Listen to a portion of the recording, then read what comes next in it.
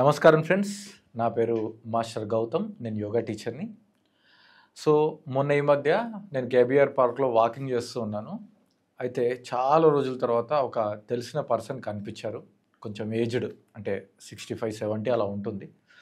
So hi అండి తాతగారు, ఎలా ఉన్నారు అని చెప్పి నేను పలకరిస్తే, బాగున్నాను, కాకపోతే చాలా మోకాలు నొప్పులు వస్తున్నాయి, చాలా ఇబ్బంది అవుతుంది అని అన్నారు.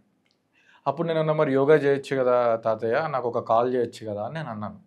అప్పుడు మోకాలు నొప్పులు ఉన్నాయి, నేను యోగా ఎట్లా చేస్తా, నాకు కింద కూర్చోవాలంటే చాలా కష్టం అని అన్నారు. అప్పుడు నేను అన్నా, ఎవరు చెప్పారు కింద కూర్చోవచ్చు అని?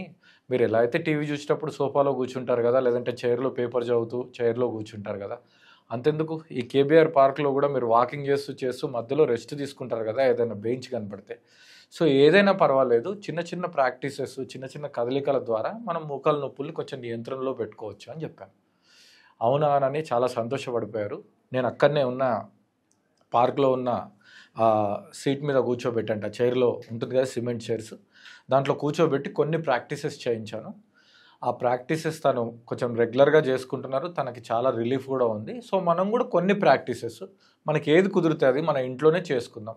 ఒకసారి నొప్పులు తగ్గిన తర్వాత రెగ్యులర్గా అందరు చేసే యోగాని చేద్దాం, ఓకేనా?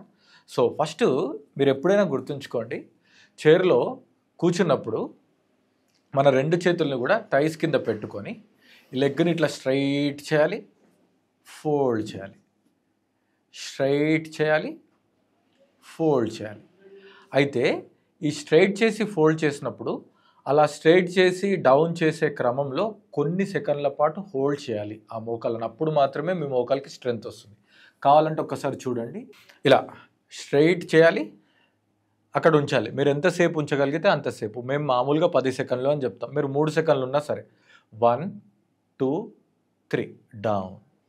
ఇప్పుడు ఎడమ కాలు లిఫ్ట్ చేయాలి, 1 2 3 డౌన్.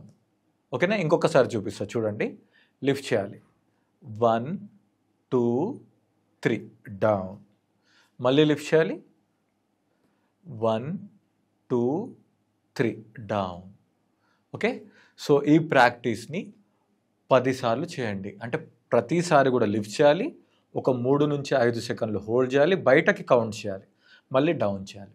తర్వాత ఇంకొక లెగ్, అలా రైట్ లెగ్ లెఫ్ట్ లెగ్, అంటే మనకు ఒక 20 కౌంట్ అవుతుంది, 1 2 3 4 అయితే. సో ఈ ప్రాక్టీస్ని చేయండి, మీ మోకాల్లో కొంచెం స్ట్రెంగ్త్ పెరుగుతుంది. ఇది చేసిన తర్వాత సో రెండో ప్రాక్టీస్, మీ యొక్క కుడి మోకాల్ని ఎడమ మోకాల మీద పెట్టుకోండి.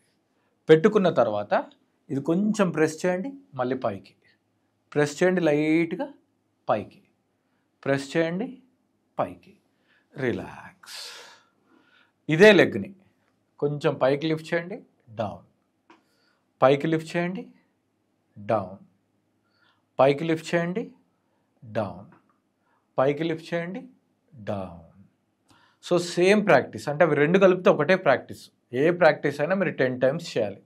సో చూడండి ఒకసారి, ఎడమ మోకాల్ని, ఎడమ యాంకిల్ని కుడి మోకాల మీద పెట్టి లైట్గా ప్రెస్ చేసిన పైకి వచ్చి చూడండి. నేను ప్రెస్ చేసినప్పుడు కొంచెం కిందికి వెళ్తుంది చూడండి. Press up, press up.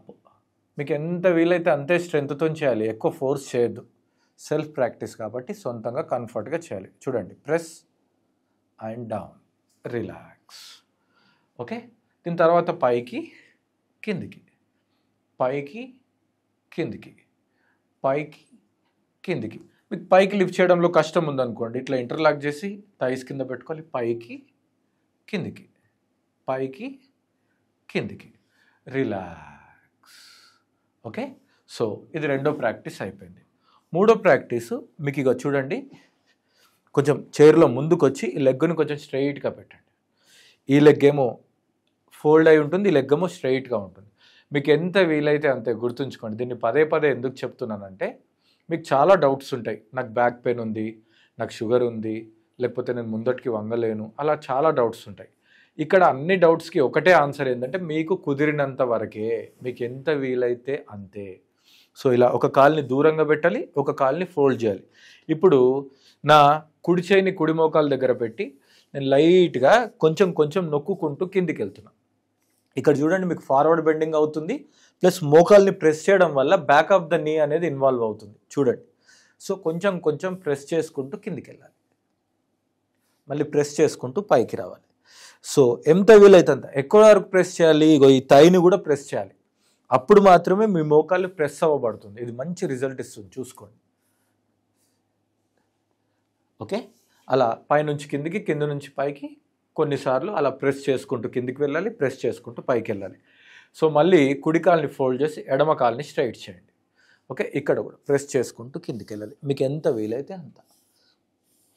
మళ్ళీ ప్రెస్ చేసుకుంటూ పైకి రావాలి, ప్రెస్ చేసుకుంటూ కిందికి వెళ్ళాలి, ప్రెస్ చేసుకుంటూ పైకి రావాలి. ఓకే, సో దీని తర్వాత మీరు ఒక చిన్న చిట్కా చెప్తాను, చూడండి.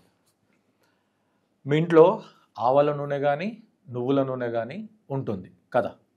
సో ఆ రెండు నూనెల్లో ఏదైనా ఒక నూనె, సపోజ్ నువ్వుల నూనె అనుకోండి, ఈ వర్షాకాలం చలికాలం చాలా మంచిదే. ఆవాల నూనె అనుకోండి, ఈ కాలం యూస్ చేయొచ్చు, లేకపోతే నార్మల్గా మిగతా కాలం అంటే వేసవి కాలంలో కూడా యూస్ చేసుకోవచ్చు. ఒక 50 ml ఆవాల నూనె తీసుకొని లైట్గా వేడి చేయండి. లేదంటే ఆల్రెడీ వేడి ఉన్న నీళ్ళలో డబుల్ బాయిల్ చేయండి. చేసేసి కొంచెం ఒక చిటికెడు పసుపు వేయండి. పసుపు వేసిన తర్వాత ఆ నూనెతోని మంచిగా మోకాలకి సైడ్స్కి, మోకాల మీద కిందికి, పైకి, సైడ్స్కి, వెనక్కి మొత్తం పెట్టి లైట్గా ఇలా ట్యాపింగ్ చేయండి. లైట్గా, తక్కువ బలంతో, ఎక్కువ బలంతో కాదు, తక్కువ బలంతో ట్యాపింగ్ చేసేయండి ఇలా. సో ఈ మోకాల్ని అలా కొంచెం అట్లా మసాజ్ చేసేసుకుంటే మీకు చాలా బాగుంటుంది. సో దీంతో పాటు మీరు రోజుకి 5 నుంచి 10 నిమిషాలు డీప్ బ్రీతింగ్ ప్రాక్టీస్ కూడా చేయాలి. మన శ్వాస అనేది మన శరీరంలో ఉన్న ప్రతి నాడికి, ప్రతి కణానికి ఒక శక్తిని ఇచ్చే కారకం. మీకు ఆ భాగం ఏదైతే ఒక భాగంలో నొప్పి ఉన్నా, రోగం ఉన్నా, దానికి కారణం ఏంటి అంటే శక్తి లేకపోవడం. సో మీరు కనుక deep breath in, slow breath out చేశారనుకోండి, అప్పుడు దాంట్లో శక్తి వస్తుంది. ఒకవేళ మీకు కుదిరితే మీకు తెలిసిన యోగా టీచర్ దగ్గరికి వెళ్ళారనుకోండి, మంచి ప్రాణాయామాలు చెప్తారు. ఒకవేళ మీరు వెళ్ళలేని స్థితిలో ఉంటే, మీరు ఉన్న దగ్గరనే చేసుకోవాలంటే డీప్ బ్రీతింగ్ అనేది ఒక మంచి మెడిసిన్.